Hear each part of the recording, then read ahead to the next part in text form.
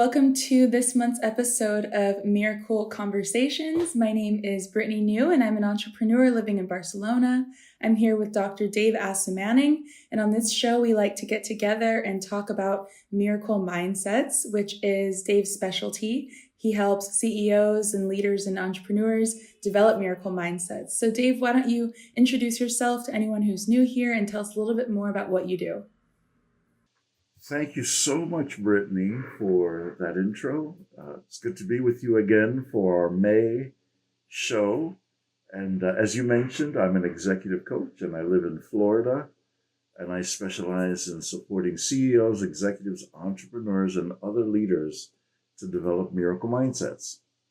And I found that miracle mindsets lead to improved effectiveness, ease, and fulfillment in the professional and personal lives of the leaders I work with. So that's the intro to my background. And as we go along, we'll share more about what we each do. And I love that part of our show, Brittany, when you get to share more about what you do as well. So looking forward to that. So we have been focusing on love in A Course in Miracles as our main theme for 2022. And we've had other themes like forgiveness and atonement, meditation, light, and peace. These are sort of one-word themes that run through the course. And this year's is love. And lesson 50 is the anchor lesson for the year. It says, I am sustained by the love of God. And then there's a paraphrase in there that I like a lot in that lesson. Through the love of God within me, I can resolve all seeming difficulties without effort and in sure confidence. And then finally, in terms of my intro, then I'll hand it back over to you, Brittany, for any other intro things you want to set up for us. If you'd like to know more about how all this gets put together in my executive coaching method in a step-by-step systematic way, my book, Nightmares to Miracles, is available at Amazon, and we'll also have a link to the book in the show notes. And at some point, I imagine that we'll have more to say about the different chapters of the book and such. But for now, we're focused mainly on this approach of using a lesson a month. So over to you, Brittany, for anything you'd like to add. Thank you for that wonderful introduction, Dave, and thank you for reminding the audience of our theme this year, which is love. And today we are, like in every other episode, going to be talking about a section from A Course in Miracles that is related to love. Some of our lessons have the word love in them, but today is a lesson that's maybe about the opposite of love. You can tell us in more detail how today's lesson relates to love. But the lesson is number 170, and it says, there is no cruelty in God and none in me. So we talk commonly about how God is love and the love of God is within me. So today it's saying what God doesn't have is cruelty, and therefore what we don't have is also cruelty. And because this lesson is so deep and intricate, we're going to break this conversation up into two parts. So we're also going to continue focusing on this lesson next month in June. So that's kind of the setup for today's conversation. So Dave, why don't you teach us what this lesson means to you, especially in terms of our theme of love? Fantastic, Brittany. Thank you for that. Thank you for reminding our audience that we're doing a two-part show with this. So first part in May, next part in June. Thank you for that. Yeah, so this lesson actually has the words love in it, but to your point, Brittany, it's mostly about what love is not, right? So it's starting out with cruelty, and we'll get into that in just a moment. But in paragraph 5, it says, love is shorn of what belongs to it, and it alone. Love is endowed with attributes of fear. This is when we bring cruelty into love. Because love asks you to lay down all defense or attempts to protect oneself as merely foolish.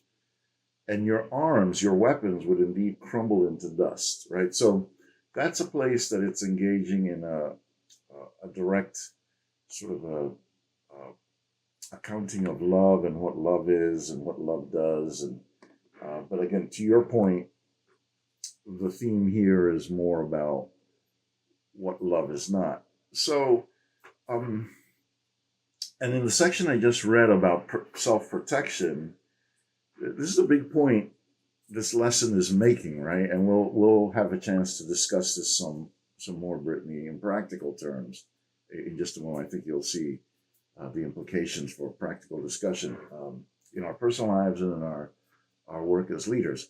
In any case, let's start with the very first paragraph. I'm just going to read this because while we've talked in the past about attack thoughts, lesson 23 says, I can escape from the world I see by giving up attack thoughts. Or we've talked in the past about grievances as part of the forgiveness process. And lesson 78 says, let miracles replace all grievances. This lesson, where it's, the headline is, there's no cruelty in God and none in me, is a bit of an attention grabber. Oh, cruelty. Okay, we've gone from talking about attack thoughts and grievances to now cruelty. Okay. So let's see how this first paragraph ties all this together. It says, no one attacks without intent to hurt. This can have no exception. When you think that you attack in self-defense, you mean that to be cruel is protection. You are safe because of cruelty. You mean that you believe to hurt another brings you freedom. And you mean that to attack is to exchange the state in which you are for something better, safer, more secure from dangerous invasion and from fear. Then it just puts a finer point on it. It says, how thoroughly insane is the idea that to defend from fear is to attack. All right. So, again, the basic point here being that I think we justify, it's saying that as human beings, we justify being cruel very often by saying, well, I've got to protect myself, right? So the first practical thing that jumps to my mind is, well, shouldn't we have home alarms, shouldn't we lock our doors? Because we're protecting ourselves from home invasions and burglars and thieves and other kinds of dangers. And in a strict, literal way, this is saying, well, you don't need to protect yourself from anything. And then just to put the final, I'm laughing because it's a bit extreme, but just to put a fine point on this, in paragraph 6, it says, you make what you defend against.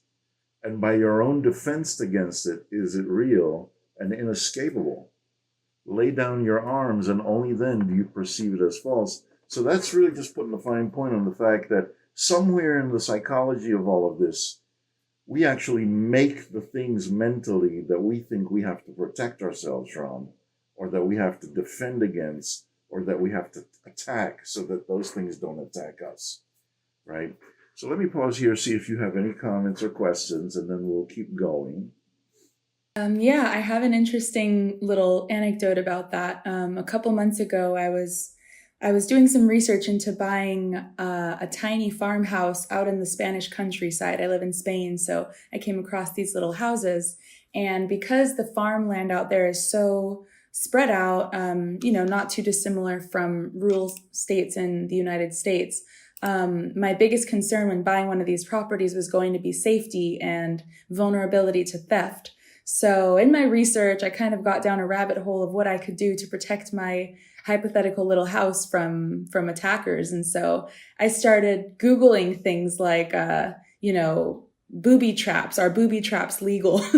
Turns out they're not legal. You can't do that. And I started reading news stories about people who actually were legally punished for creating booby traps against, essentially thieves, and because you can't really discriminate between someone accidentally coming to deliver a package and getting in the wrong situation and someone doing something evil. But anyway, I say all this to say that the kind of train of thoughts that I was already going ahead is not only am I going to buy this house, but someone's going to come. And when they come, what am I going to do? And how am I going to, and maybe all of this energy was kind of spiritually creating an environment where I would be vulnerable to unideal things happening for me. So I stopped that train of thought and kind of go back into the miracle mindset of, if I buy one of these houses, I will be protected. There are, spiritually, I will use my resources to make sure that none of these things that I'm imagining will happen. So, but focusing on them kind of puts you in this, defense to offense mindset. It's a very fine line. So that's kind of what it makes me think of.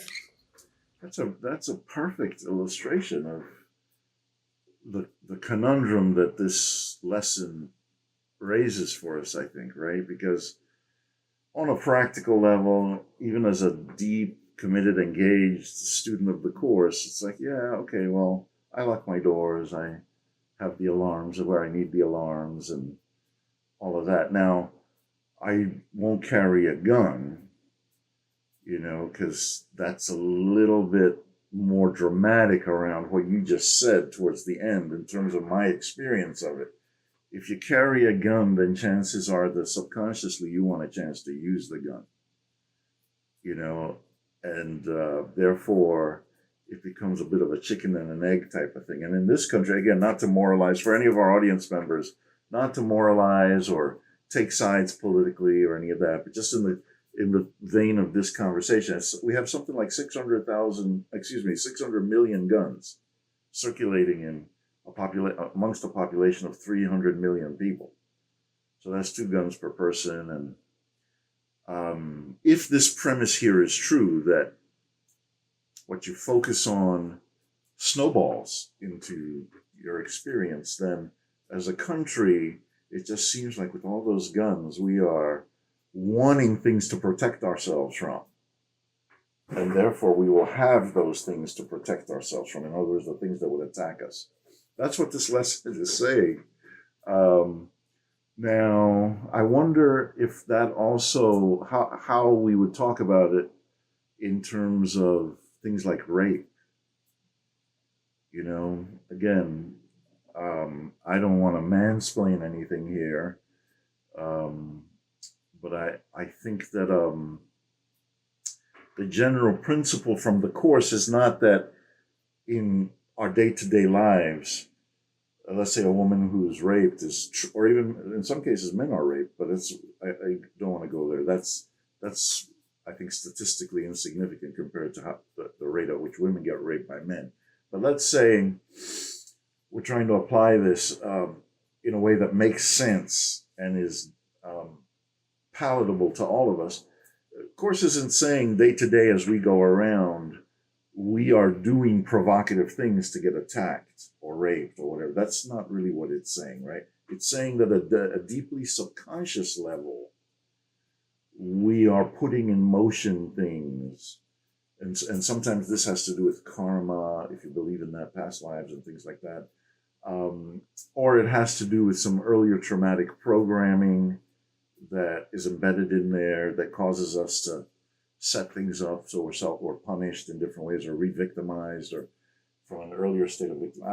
There's all kinds of ways of looking at it rather than just sort of blaming and accusing people when they're clearly being victimized, So I don't know if you have any thoughts on that, and then we'll continue forward with a few more points that this passage is surfacing. Yeah, I mean, it just, again, comes to the mindset of in the positive, we like to do things like take a step out in faith and, act as if something is going to happen mentally and psychologically and spiritually every day. Then I guess the same could be said about the negative. And they talk about that in The Secret a little bit too, that, mindsets, they're not, dualistic about whether something's good or bad, but more like what you focus on and the state of energy that you're in is kind of the energy that you will attract to you. So, I think you're explaining this beautifully, and cruelty and attack thoughts are no different. Yeah, great. So the the end point of the argument, now part of what I hope to do in part 2 is go a little bit more sequentially through the argument it's making. I don't want to do that today per se, but the end result of the argument it's making here, this lesson is making, is very densely packed with all kinds of logic. But the end result is that we end up having a fear of God because or higher power, we always sort of qualify how we're talking about the theological language, but that the end result of our own cruelty and our own attack and our own grievances is that we actually form an image of God in which we project all of that onto God and then experience God as cruel towards us or hostile or malicious, right? So that's the end result of all of this. And to your immediate previous point, Brittany, I think that's the subconscious programming that's the most pernicious for us as human beings when we think of law of attraction, which is that deep inside of us as human beings, we project all of our hostility and vengeance onto God and then believe, or higher power, and then believe higher power is vengeful towards us.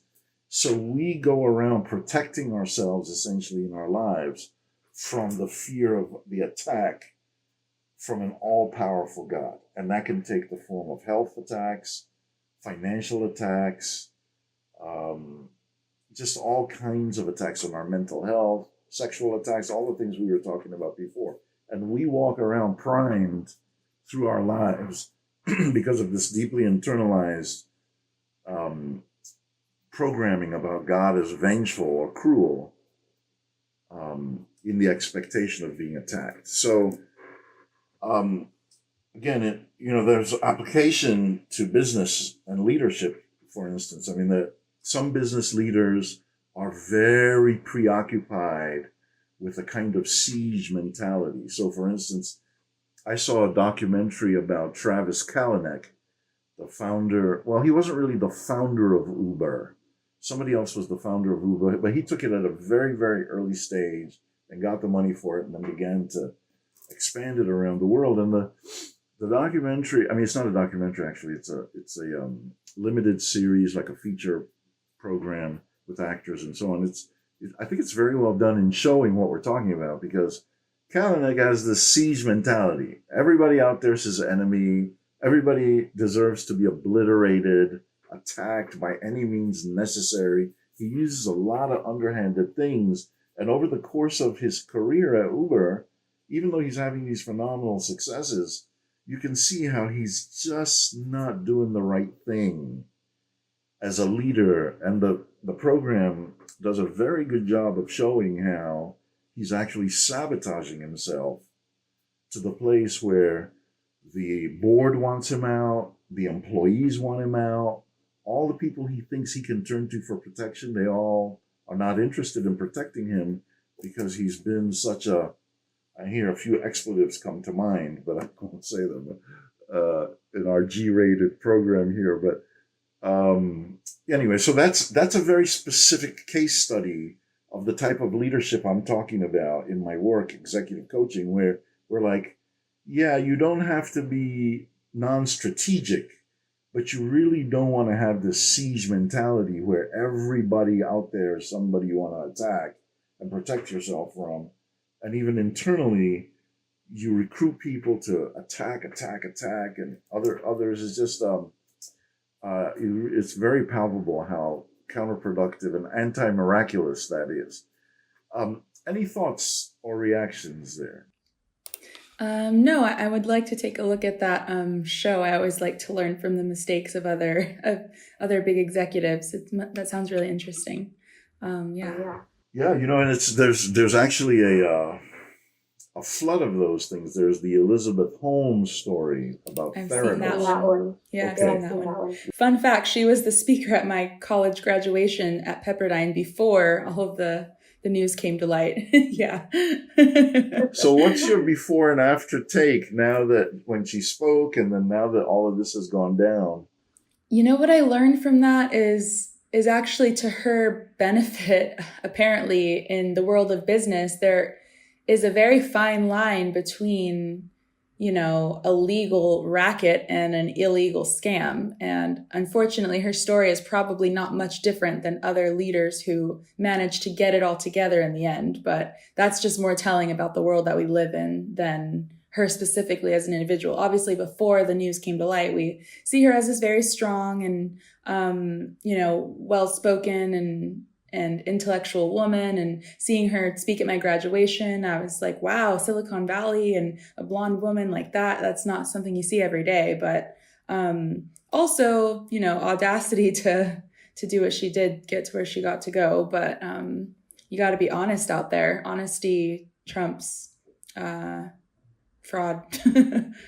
Well, yeah, and she had no real viable product at the end of the day. No. The thing she was No. promising to her stakeholders, her investors, there was nothing there. And again, back to the Kalanick story, it was all about fighting enemies. Everybody was an enemy. Oh, they're just trying to take us down. Oh, they don't like that it's a woman who's this young who's doing. That was the rhetoric all through that show. So it's the same thing. But like to your final past immediate point there, it's just so fraudulent that she was now. Excuse me.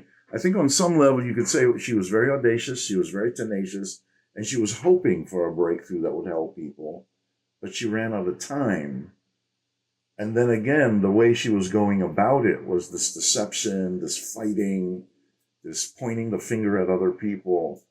And again, our whole thing here in terms of leadership development and executive coaching is that these are unforced errors. People create the adversary that they think they have to defend against. It's a significant projection of this deeper, hidden, cruel mindset that we all have the potential to carry on. The last one in this series is WeWork, which is the sort of public works. Yeah, exactly, precisely, and they have a similar story, but again, solid product, it seems like, and a service that was working, but then their culture became reckless and careless in a way, just spending an abundance of money. And I think one of the major downturns was around compensation, promising people the moon, but not having any substance behind it. And then the founder, CEO, and his wife, in a sense, feathering their nest at the expense of everyone else. And you get the feeling like they could jump ship at any moment, take all the loot with them, but they don't really care about their people, So again, there's all these different, just real amazing learnings from these actual examples that have been out there. And then to your other point, there can be a fine line between those who are clearly fraudulent and corrupt, and then those who use some version of trickery to stay afloat. For instance, Bill Gates, who has been one of my main leadership studies for a long time, admired him, just thought the products for computers and personal productivity, Microsoft Word, just a lifesaver when they came into my life, on so many, as with countless millions of other people. But when they were first shopping their very early primitive operating system, they had never actually gotten it to work with any software. They did not know whether or not it would work. So flew down to demo it for their first real client, that was the first time they were ever trying it. Now, they had built all kinds of marketing around the fact that they had this product and it was amazing and so on, but they were testing it on the fly. So that's gambling big time, like Holmes was trying to do with her machine. Yeah. But it just so happens that it all worked at the right time for Microsoft. Back to you.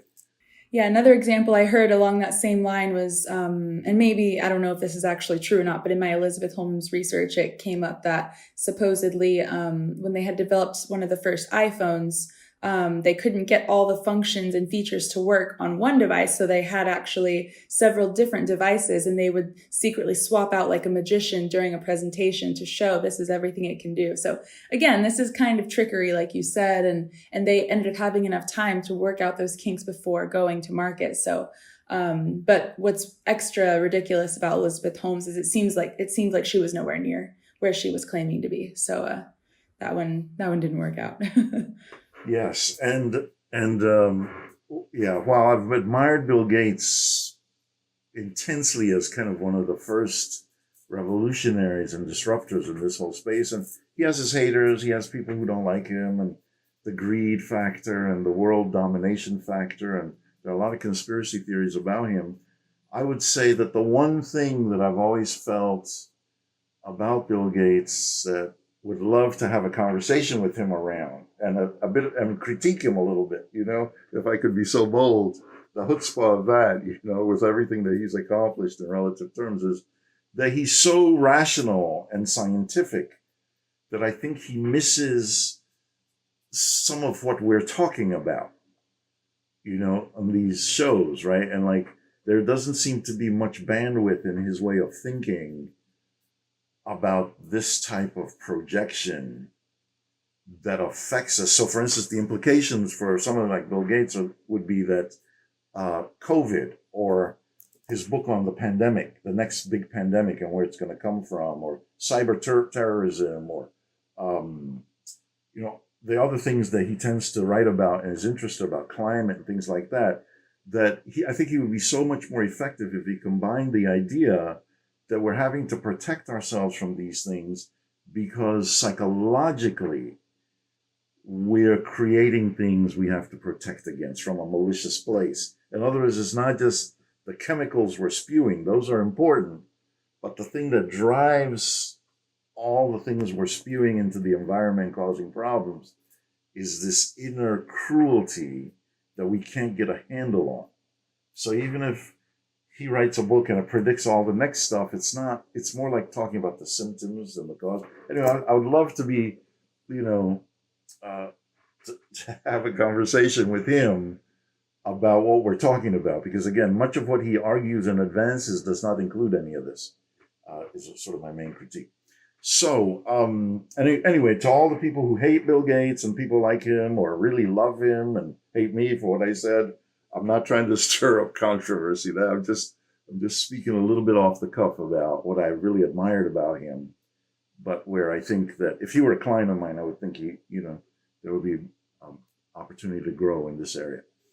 All right, any further reactions from you, and then we'll start to wind down on our the substance of what we've talked about today. No, nothing else. I've just for everyone watching, Dave sends me a little list of talking points, so I'm referring to that when I asked this. But did you want to get more into parenting in terms of cruelty? Because I saw that in your notes, and I was wondering if you were going to hit on that. Yeah, good. I'm glad you've reviewed that. I appreciate that so much. So,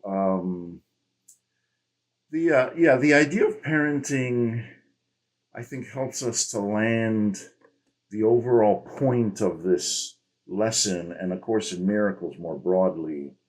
And then we'll revisit some of these themes in part 2. We've talked about some of this before in previous calls. So let me just quickly sort of connect some dots about what I was thinking there. So A Course in Miracles has a section in which it makes the point that one of its main jobs, the Course that is to help people neutralize this feeling that God is cruel, right? And that one of the ways in which we justify one of the ways in which we justify God's cruelty is through parenting.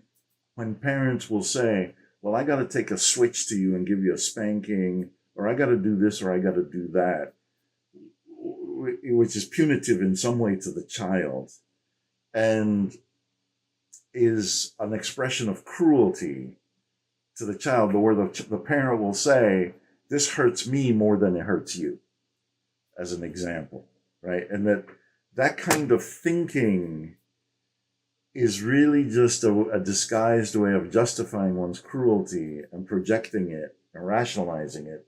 And that this is often done by borrowing from theology the belief that God is justified in punishing us and being cruel to us, right? That we deviate, we do bad things, we don't pay attention to God, we're sinners.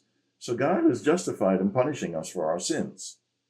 And that we're also justified in punishing our kids or in society more broadly. And still in this country, again, I'm touching on all these hot button issues. It's not really about the hot button issue. I'm not debating that, but like with the death penalty, that a whole country, 300 million people, they'll take the law and they'll squash somebody with a lethal injection and say, oh yeah, you did bad things. We deserve to kill you. And there's nothing you can do about it. And my point being that there's so many forms of justification around cruelty. And I'm not a, air quotes, bleeding heart liberal or anything, but that's where it all comes in. So the bottom line, I mean, where we land with all of this, Brittany, I think, is that Course is saying, if we've internalized a belief in God's cruelty as justified, it will then extend into our justifying being cruel in a lot of different places in the name of justice and law and order and all of that stuff. Parents in business and, the legal criminal justice system everywhere. So that's where that talking point came in, and that I just wanted to land it there, our discussion there, because I think the course is more interested in that than whether you should turn your alarms on or not. That's a question. It's not really like a straw man question per se, but, I think that it's like, yeah, just let your heart be full of love and let it be free and joyful and trust that God loves you. And you won't create, but to your point earlier, you won't create things that attack you that you have to protect yourself from. What are you thinking? Yeah, I really appreciated that kind of summary of this in terms of the parenting and the justification. So I guess for those people who do have this kind of subconscious appreciation for, fear-based parenting or fear-based motivation, how can we release from that and switch to more of a reward-based desire to learn and desire to grow rather than fear-based? Yeah, and I like how you're saying fear-based, and I would tag on to that cruelty-based, right? So it's like cruelty-based, fear-based. Well, I think that's our project on these calls and with Miracle Mindset is spreading the message that there is a source of love inside of us, and that love is pure and unlimited and available to us endlessly, right? And that the more we live that in our corner of the world, me and mine, you and yours, our audience members, the leaders that I have the privilege of working with through my executive coaching, the more people and all the millions of other people who are doing this same thing around the world over time, this reaches a tipping point where people know more and more how to tap into this infinite source of love without the downsides that we've learned. So again, as a quick example of, I think, what we're trying to correct through the sense of infinite love and abundance, the opposite of fear and scarcity and cruelty, is the notion for a lot of people, myself included, maybe 10, 15 years back, that if something isn't really difficult and hard, then it doesn't have any value, right? So in business settings and with parents, they're like, yeah, when I was a kid, I walked 3 miles with a bucket of water on my head and no shoes, and I picked tomatoes along the way and sold them and made the money for my lunch all before 6 a.m. And you're like, well, okay, you gotta knock yourself out with that story, And each generation has its version of that. It's like, if it's not hard, then it's not worth anything. The corollary of that being that you have it easy and you're lazy, and that's why you're unproductive, and that's why we have to put, that's why we have to be firm and harsh with you, right? That kind of thing. Otherwise, you'll never learn, you'll never survive, and it's all very circular. So again, anyway, that I'm going on a bit, but the bottom line is to tap into this source of love that doesn't require sacrifice, doesn't require pain, doesn't require difficulty. And any article you read about people's self-development, you'll see people talking about, oh, I finally felt like the surgery I had I was rescued because it was such a difficult thing. And it was so like, took me through so many changes. It felt like a birth process. And I'm like, well, no, that's not required. That's no requirement that you have to struggle and suffer in order for your surgery to have been worth it, But it is a deeply embedded thinking in a lot of areas of life. Over to you for any thoughts on that. Yeah, this brings me back to, in a previous lesson, I mentioned someone close to me who told me that they wanted to have a rags to riches story. That was something they subconsciously felt like was necessary for their life to be worth something. So instead of just skipping on to the riches that they're hoping for, they felt like they needed to suffer. So I feel like I mentioned that in a previous lesson, but that's what it brings me back to. Mm-hmm. Yeah, exactly. Why not go from riches to riches? Why does there have to be rags to riches, Exactly. And again, Nightmares to Miracles can sometimes, the name of the book and our whole program can sometimes give a feeling of that, right? It's like, but again, I'm not in the business of stirring up the nightmare so we can provide the miracle. I'm providing what I think is the miracle mindset solution to people who are showing up with their nightmares. That's, or nightmares I've had. So it's not like I want to have the nightmare so I can say miracles work. It's just, it's more like a cleanup operation. So, well, this has been very good. And we have a part 2 coming. And again, I'm going to do my homework and see if I can go through the logical steps here in this lesson and take each one and make that sort of get a better handle on it myself and see if it can come alive as well. All right. Well, I'm looking forward to that. That will be interesting. I love having a step-by-step solution. Those are the best. And that is also what Dave's book is. It's a big step-by-step Nightmares to Miracles course, if you will. He has his online course as well with the same title. So definitely check that out for more information on making that transformation. Of course, you don't want to create nightmares. It never talks about creating nightmares. It's all about coming as you are in the nightmares that you have, whether they're, a really nightmarish, horrible situation or just the day-to-day reality that many of us, would call suffering. So it's just coming from where you are and getting into a much better state. That at some point, I think I'll get into the book in a more substantive way. This is all like warming up, but you helped me with the course, my modules for the course. There was a Nightmares to Miracles course, and I'm leading up to you sharing a little bit about what you do, Brittany, if you don't mind. And then off of the course, I wrote the book. So that's the sequence, and it's and then you've been there through the whole thing, and then now we're putting the message of both the course and the book and the actual in-person coaching that I do out into the world together. So you've been there each step of the way. Anything you want to say to our audience about what you do, what you're passionate about, and help your Thank clients? you.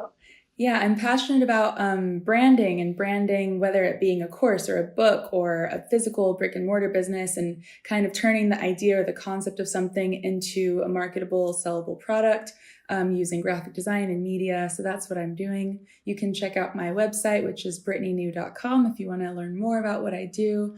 I also have a YouTube channel of my own where I talk about branding and design and media tutorials. So thank you for giving me that space to talk about that, Dave. Much appreciated. Yeah, I love it. I love hearing what you do, and I'm a testament, a living, breathing testimony to what you've accomplished through your applying your business to my business, right? Because you branded the course for me very nicely. We had the course modules. The course is up on Teachable on that platform. And then we had all kinds of worksheets that you helped me with. And then all of that then crystallized into what I wanted the book to look and feel like. So again, I'm a living, walking, breathing example your process of branding. And then here we are putting the brand out into the world. So I think again, we'll make more space as time goes on to help our audience understand what it is that you do and how you can help them. So thank you for that. Yeah. So great. I'm complete for today. Brittany, if you want to close us out. Yeah, well, thank you so much for the first half of breaking down this lesson today, and I look forward to hearing more on it next month. As we do in every video's show notes, or if you're listening in the podcast, there will be a link to where you can read more of the paragraph if you want to do your homework in preparation for next month and getting familiar with the passages. And there's also a link to Dave's book and his website. So you can go ahead and check that out until then. But thank you so much for watching, and we will see you next month in June. Thank you, Brittany. See you in June. Bye, everyone. Thank you for watching and listening and for your feedback. We appreciate it. See you next month.